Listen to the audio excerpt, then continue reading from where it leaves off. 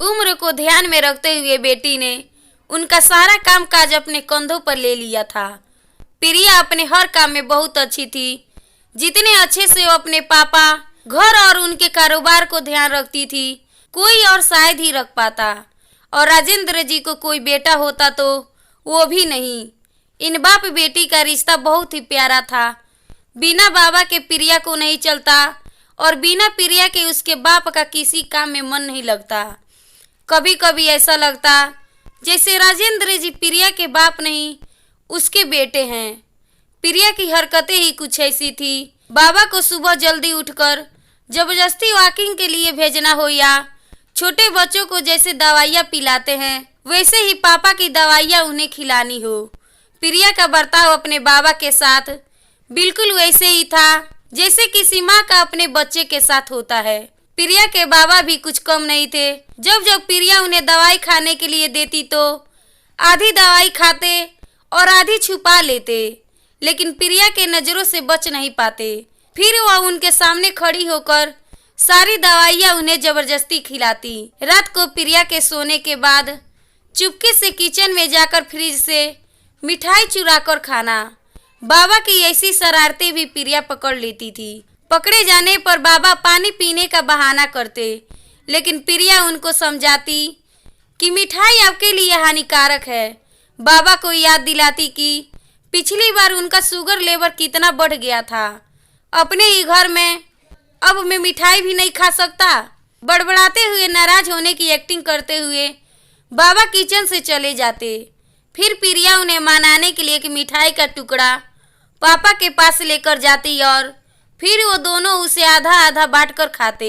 दोनों के चेहरे पर बड़ी स्माइल आ जाती। बस ऐसे ही दोनों की जिंदगी हंसी खुशी कट रही थी। उनका घर बहुत बड़ा था, उसमें कई कमरे थे, इसीलिए उन्होंने सोचा कि एक किराएदार रख लिया जाए। पैसों के लिए नहीं, लेकिन प्रिया के ऑफिस जाने के बाद अकेले रह रहे राजेंद्र जी को थोड़ा सा ही सही किसी का साथ मिल जाए, इसीलिए जल्दी ही एक किराएदार फाइनल हो गया। उनका नाम अमर सिंह था। उम्र उनकी 50 से 51 होगी। एग्रीमेंट पेपर बनाने के दौरान पहली बार वो राजेंद्र जी और प्रिया से मिले। उन्हें दोनों से मिलकर काफी अच्छा लगा और अब अमर सिंह अपनी बीवी के साथ राजेंद्र जी के घर पर किराएदार के तौर पर रहने लगे। थोड़े दिन बीते थे, लेकिन अमर सिंह राजेंद्र जी से अच्छी तरह से घुल मिल गए थे। वह दोनों सुबह सुबह साथ में ही वॉकिंग के लिए जाया करते थे। कभी वह अमर सिंह के साथ तो कभी अमर सिंह और उनकी बीवी प्रिया और राजेंद्र जी के साथ डिनर किया करते। एक सुबह जॉगिंग के दौरान अमर सिंह ने कहा कि आप और प्रिया अकेले ही रहते हैं, आपको तो काफी कुछ मैनेज करना पड़ता होगा। आप कैसे सब इतने अच्छे से संभाल लेते हैं? अजी मैनेज क्या करना है, मेरी होशियार बेटी के लिए यह कुछ भी नहीं है। प्रिया सब इतने अच्छे से संभाल लेती है कि मुझे किसी बात की कोई चिंता ही नहीं है। राजेंद्र जी ने मुस्कुराते हुए कहा, हाँ वह तो ठीक है, लेकिन जब प्रिया ससुराल चली जाएगी तब आपके लिए यह सब मैनेज करना बड़ा मुश्किल हो जाएगा। आपका कोई बेटा भी तो नहीं है और आप अकेले ही इतने बड़े घर में रहते हैं। अमर सिंह ने अपना विचार बताते हुए कहा। राजेंद्र जी के चेहरे के हाव भाव बदल गए। वो अमर सिंह से कुछ कहना चाहते थे, लेकिन नहीं कहा और बात बदलने के लिए उनसे पूछा, खैर वो सब जाने दीजिए, आपके कितने बच्चे हैं? अमर सिंह ने छाती चौड़ी करते हुए कहा, मेरे 2 बच्चे हैं, दोनों ही लड़के हैं और दोनों ही अमेरिका रहते हैं। राजेंद्र जी को लगा जैसे अमर सिंह उन्हें ताना मार रहे हो, लेकिन फिर भी उन्होंने कुछ नहीं कहा और वो जॉगिंग करके अपने घर लौट आए। कुछ दिन बीते। राजेंद्र जी ने अमर सिंह को अपने साथ खाने के लिए बुलाया, क्योंकि अमर सिंह की पत्नी किसी काम से बाहर गई थी और वे अकेले थे। अमर सिंह, राजेंद्र जी और प्रिया डाइनिंग टेबल पर बैठकर खाना खा रहे थे। पहला निवाला खाते हैं। अमर सिंह ने खाने की तारीफ करते हुए कहा, प्रिया बेटा तुमने आज खाना बहुत अच्छा बनाया है। राजेंद्र जी ने गर्व महसूस करते हुए कहा, हाँ मेरी बेटी बहुत अच्छा खाना बनाती है। अमर सिंह जी बोल पड़े, यह तो बड़ी अच्छी बात है, उसके ससुराल वाले बहुत खुश रहेंगे।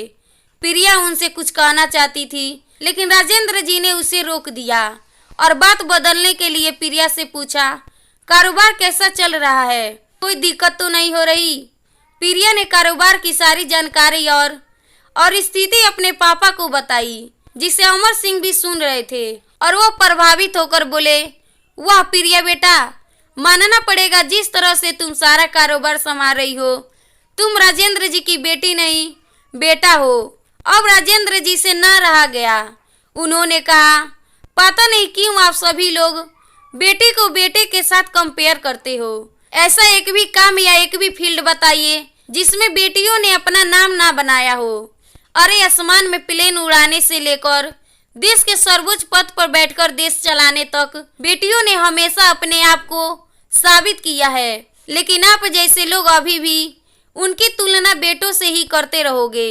होते होंगे बेटे सबके लिए ज्यादा इम्पोर्टेंट, मेरे लिए तो मेरी बेटी ही सबसे बढ़कर है और मैं यह फक्र से कह सकता हूँ, जो मेरी इस बेटी ने मेरे लिए किया है, जितना प्यार मुझे दिया है, उतना दुनिया का कोई बेटा भी नहीं दे सकता। चलिए मैं आपसे ही पूछता हूँ, आपके 2 बेटे हैं ना, बताइए वो साल में आपसे कितनी बार मिलने आते हैं? अमर सिंह जी, दुनिया बदल चुकी है, अब आप भी बदल जाइए। बेटी को बेटी ही रहने दीजिए, उसे बेटा बनाने की कोशिश मत कीजिए। दोस्तों, इतनी सुंदर कहानी का एक छोटा सा सारांश आपको बताते चलूं, जब आप किसी भी बेटी का सम्मान करेंगे तो एक बेटी की ही तरह करना। ऐसा कभी मत कहना कि तुम बेटी नहीं बेटा हो। दोस्तों, ये मेरी छोटी सी स्टोरी आपको कैसी लगी और इस कहानी पर आपका क्या राय है, कमेंट करके बताएं।